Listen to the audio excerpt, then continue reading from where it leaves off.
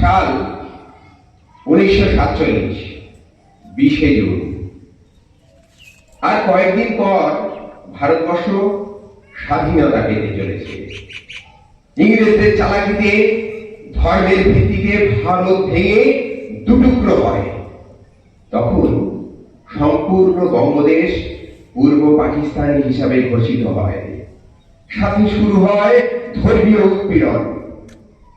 সেই সময় পশ্চিমবঙ্গ গঠন করে বাঙালি হিন্দুদের রক্ষা করতে বড় ভূমিকা নেন ডক্টর শ্যামাপ্রসাদ মুখোপাধ্যায়। শুরু হচ্ছে ছোট নাটক বাংলার জন্য শ্যামাপ্রসাদ।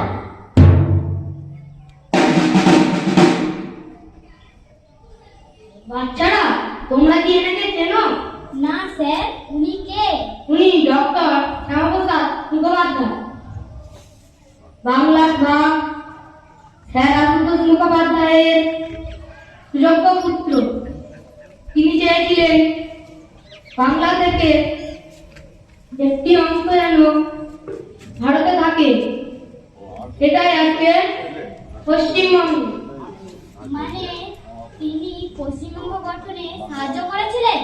হ্যাঁ, ঠিক তাই। এইদিকে রাখো। দেশ তো ভাগ হচ্ছে, আমরা কি করব? কোথায় যাব?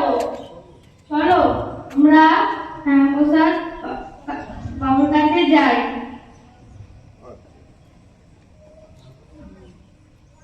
বাবু, বাংলা কি মুসলিম দেশ হয়ে যাবে?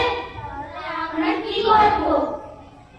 আমাদের বাংলা থেকে হিন্দু প্রধান এলাকা ভারতে রাখতে হবে। একেবারে ঠিক।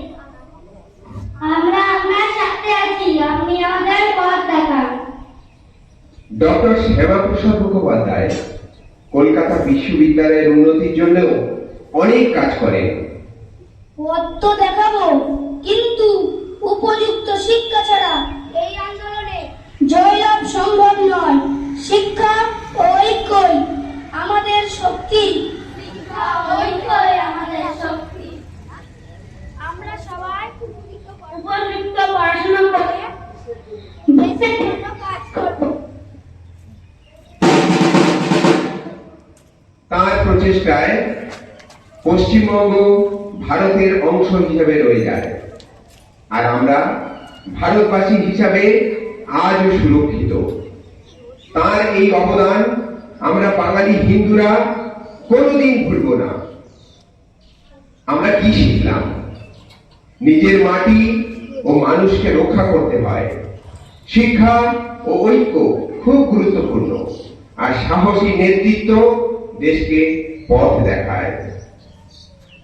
বন্দে মাতরম, জয় হিন্দ, ভারত মাতা কি।